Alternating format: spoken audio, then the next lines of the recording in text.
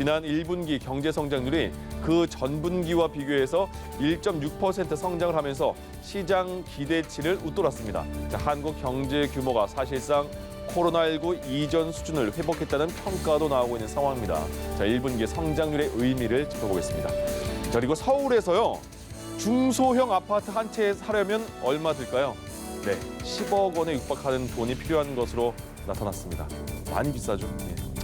네, 그런가 하면 오늘부터 서울 압구정과 여의도 등 4개 지역에서도 토지거래 허가제가 시행이 됐습니다. 부동산 이슈까지 살펴보겠습니다. 경제 읽기 브리핑이었습니다.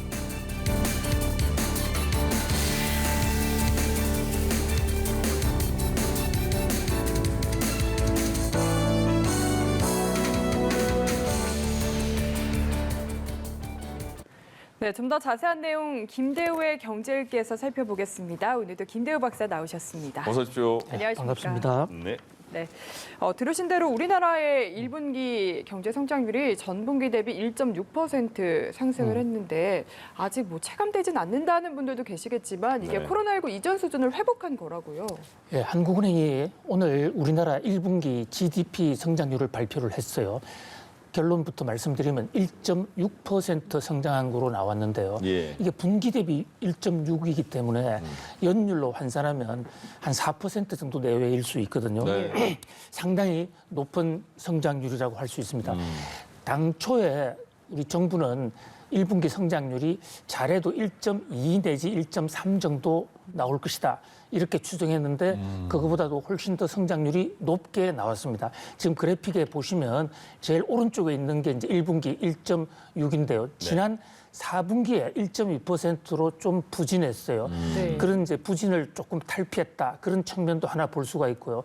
크게 그림을 보시면 지난해 코로나 팬데믹 상황에서 플러스 1.3에서 마이너스로 두 분기 떨어지다가 다시 조금씩 올라가고 있지 않습니까? 예. 그런 면에서 코로나 팬데믹의 경기 하강 추세를 상당 부분 많이 했다 이렇게 볼 수 있고요. 예. 특히 지금 앵커님 지적하신 대로 우리 경제 총량 면에서 GDP라는 것은 이제 생산을 얘기하는 생산 측면에서 볼 때 우리 경제의 총량은 1년 반 전 정도 되죠. 2019년 12월 달. 네. 그러니까 코로나가 오기 전 상황의 금액과 거의 비슷해졌습니다. 예. 그러니까 적어도 GDP 면에서는 코로나 충격을 극복했다. 이렇게 볼 수가 있긴 한데요. 그러나 이제 경제라는 게 생산도 있고 분배도 있고 소비, 투자, 수출입이 있거든요. 예. 총체적으로 볼 때는 생산,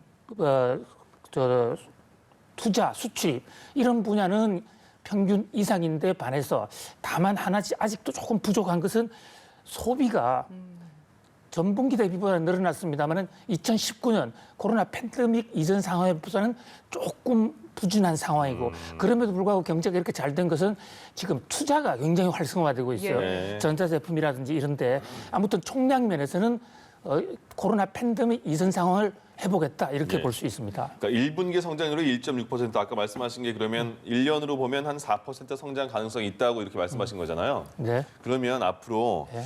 성장률에 영향을 긍정적으로 줄 변수나 아니면 부정적으로 줄 변수는 뭐가 있을까요?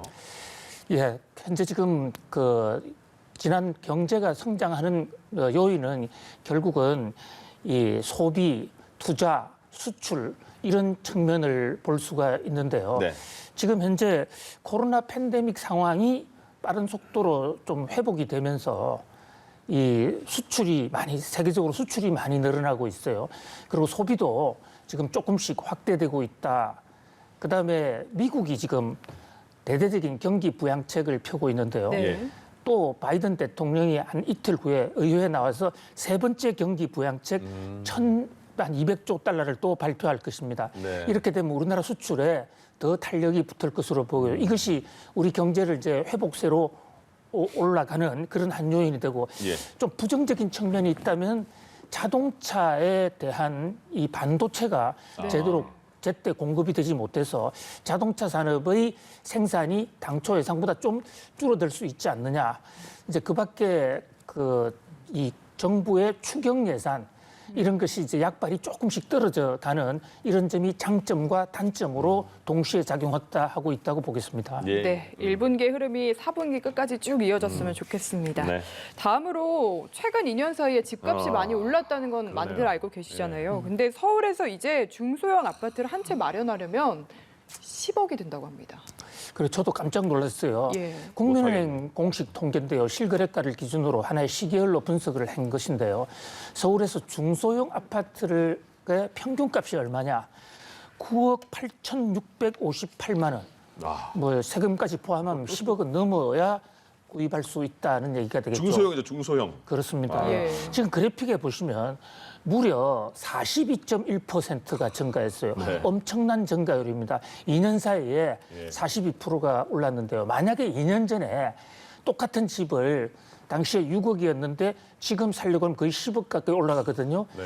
그러니까 집값이 안정될 것이라고 믿고 집을 안 사고 전세로 있던 사람들 입장에서는 2년 후에 3억 원 이상을 마련해야 되는데 그것은 급여로 예. 마련하기가 쉽지 않지 않습니까? 그렇죠. 바로 그런 면에서 이제 저 중산층들의 집 없는 사람들의 좀 좌절감 이런 게 커지는 것 같아요. 여기서 말하는 중소형이라는 것은요. 국민은행 분류인데 네. 전용 면적이 60제곱미터에서 85제곱미터 사이입니다.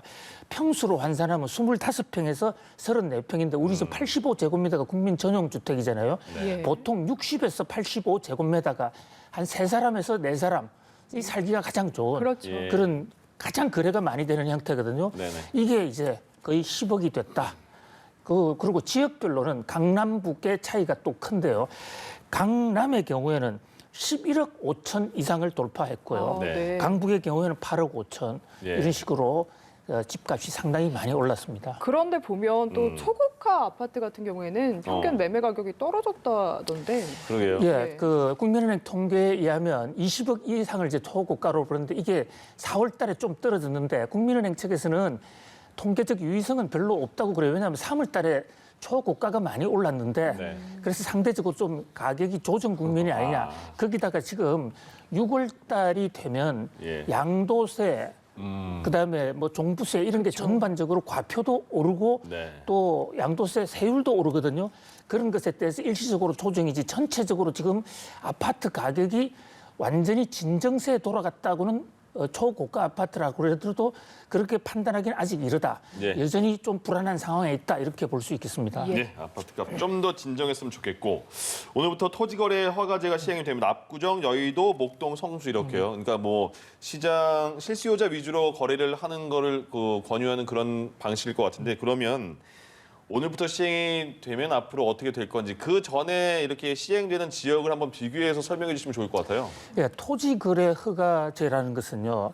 저게 1979년 박정희 정권에서 처음 만든 건데 원래는 신도시를 개발한다든지 새로 어떤 큰 도로를 놓는다든지 이럴 경우에 개인 민간인이 땅을 사고 팔면 집값이 올라가서 땅값이 올라가서 정부가 공공사업을 하지 못하게 되니까 그 지역을 토지거래 허가구역으로 지정을 하면 그 지역은 정부의 그러니까 구체적으로는 구청의 허가가 있어야만 예. 그것도 실거주인 것이 입증이 되고 이 돈이 불법적인 것이 아니라 정당하게 세금을 낸 돈이다라는 것이 입증이 돼야만 거래를 하는 것이거든요. 네.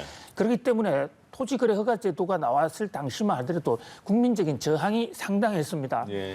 그런데 지금의 토지거래 허가제도는 그런 고속도로도 아니고 신도시도 아닌데 지금 있는 집에 주거 지역을 상대로 때린 거거든요. 예. 오세훈 시장이 당선되자마자 때린 것인데 압구정동, 여의도, 목동, 성수동 이 네 지역을 때렸습니다. 그렇게 되면 집은 반드시 토지를 조금씩은 갖고 있지 않습니까? 예. 그럼요. 그래서 사실상 주택거래허가제도나 마찬가지인 거죠. 네네. 집을 이사를 하거나 거주 지역을 옮기려고 하면 허가를 받아야 되는 게 공산당 사회에서나 있는 아. 굉장히 강력한 제도예요. 예. 그래서 이런 게 나오면 상당히 해당 지역 주민들이 반대를 하고 이러는데 지금 그래픽에 보시다시피 압구정, 여의도, 목동, 성수동 저기서는 오히려 지금 환영하고 있는 아주 이상한 지금 진기한 현상이 빚어지고 있습니다. 예. 네.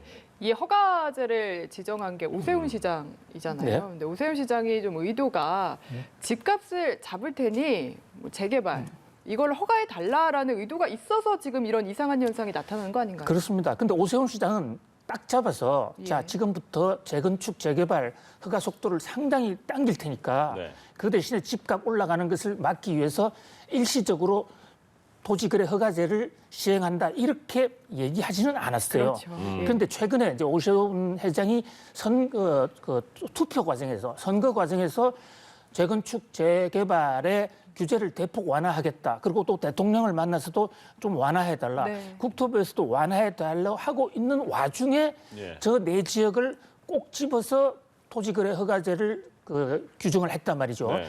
현재 지금 저 네 지역이야말로 재건축 때문에 재건축 속도가 상당히 낮았어야 되는데 그동안에 국토부가 또는 과거에 박원순 서울시장이 해주지 않는 바람에 속도가 안 났던 곳이거든요. 예. 그래서 아마도 박원순 시장이 재건축을 하려고 하는 과정에서 자칫하면 집값이 올라가면 그것도 국민적인 저항이 있을 수 있으니까 어떤 그 큰 빅딜을 한 것이 아닌가.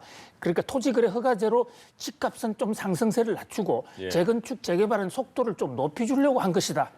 이렇게 시장에서는 해석을 하고 네. 지금 오늘부터 토지거래 허가제가 시작이 됐는데 토지거래 허가제가 시작되기 바로 전인 약 한 일주일 동안 집을 사겠다는 수요가 굉장히 많아서 거래가 많이 됐습니다. 그래요? 그래서 집값이 뭐 2억 원, 3억 원까지 올라간 지역도 적지가 않거든요. 오히려.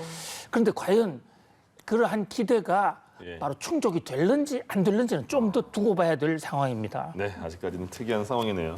자, 현대차 그룹의 노동조합이 새로 만들어졌는데 기존에 노동조합이 있었습니다. 근데 이번에 생긴 노동조합은 사무직으로만 구성된 노동조합이라고 해요. 그렇습니다. 이 기존 노동조합과 어떻게 다르게 만들어진 건지 또 이런 네. 만들어지게 된 의미는 뭔지 궁금해요.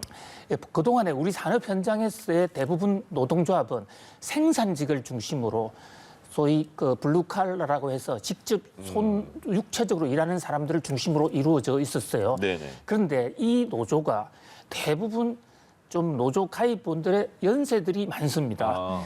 이전에 들어온 사람들이 많고 최근에 와서는 생산직을 많이 안 뽑았거든요. 네. 기계화로 대체되면서. 그런데 이 생산직 노조의 가장 큰 관심사는 네.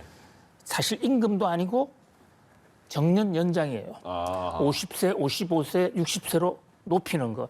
그렇게 하다 보니까 일반 사무직, 연구직은 젊은 층이 많지 않습니까? 이 층들은 불만인 거예요. 바라는 게 좀 다르군요. 그렇습니다. 예. 요구하는 바가 다른 거죠. 그러니까 이 젊은 층들은 정년은 늘리지 않더라도 정년은 늘리지 말고 열심히 일한 대로 성과급을 좀 많이 줬으면 좋겠다. 예, 예. 특히 요즘 젊은 세대들, 흔히 우리가 MZ, 밀레니엄 Z 세대라고 그러는데요. 예. 이 사람들은 자기가 하지 않은 일을 받는 것도 원하지 않고 대신에 자기가 한 일에 대해서 충분한 보상을 받기를 원한단 말이죠. 네네. 그런데 현재 이 생산직 노조가 이런 사무직이나 연구직의 수요를 제대로 만족시켜주지 못하고 있으니까 상당히 뿔이 나서 예. 여러 가지 형태로 그게 표출이 됐는데 이제 드디어 이 생사무직 연구직의 MZ 제너레이션 노조가 본격적으로 지금 여러 업체에서 출연을 하고 있는 그런 모습입니다. 네, 그러니까 MZ세대의 사무직 노조는 이제 시작 단계라고 볼 수 있는데 좀 회사에 많은 변화의 바람을 불어올 것 같습니다. 어떻게 예상을 하시나요? 그렇습니다. 과거에 이제 생산직 노조의 입장에서는 연공서열, 그러니까 입사한 지 몇 년 되면 착착착착 올라가고 또 정년이 더 중요했고 이런 데에 반해서 새로 나오는 MZ, 밀레니엄 세대들의 노조는 내가 지금 능력대로 보상받기를 원한다. 네. 그다음에 또 일요일이나 토요일 또는 초과 근무하는 것을 가급적 좀 배제해서 워라벨이라고 그러죠. 예. 워킹과 일과 어떤 이 문화생활이 좀 공존할 수 있는 그런 풍토를 해줬으면 좋겠다. 예. 그다음에 어떤 형식보다는 어떤 몇 시까지 제출한다든지 서류로 제출하는 형식보다는 한마디로 능률과 실질 아. 이런 것을 좋아하고 비대면을 훨씬 더 사용하지 않습니까? 예, 예. 그런 면에서 그동안에 말없이 지내왔던 사실 실력 있는 이 사무직과 연구직이 이제 제소를 내게 됐다는 것은 기업 환경이 상당히 달라질 것으로 보여요. 여기에 적극적으로 회사도 대응할 필요가 있을 것 같고요. 예. 저렇게 어떻게 보면 저렇게 잘 대응을 하게 되면 젊은 사람들의 의견을 잘 받아들여서 회사도 젊어지고 또 생산성도 높아져 갈 수가 있을 것으로 보입니다만은 그러나 이제 기존의 타성에서 빨리 적응을 못해서 네네. 종래 방식으로 MZ세대와 이 대치를 한다든지 이렇게 되면 기업 현장에 좀 마찰음이 더 커질 수도 있을 것으로 보입니다. 그러게요. 노조 간의 또는 사측 간의 협상과 소통의 방식도 이제 달라질 거라는 생각이 듭니다. 김대호의 경제 읽기 김대호 경제학 박사와 함께했습니다. 고맙습니다. 감사합니다. 감사합니다.